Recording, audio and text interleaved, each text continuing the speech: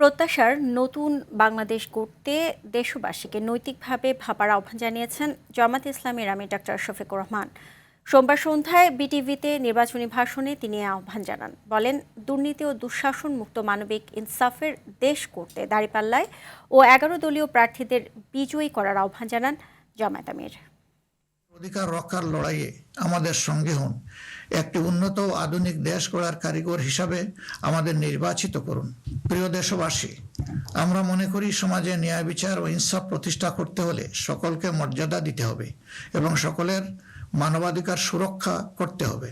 সকল পরিচয় নির্বিশেষে আমরা অঙ্গীকার ব্যক্ত করছি যে একটি মানবিক উন্নত দেশ গড়ার জন্য দলমত নির্বিশেষে সকলের মান, ইজ্জত, অধিকারের সুরক্ষা দিব ইনশাআল্লাহ।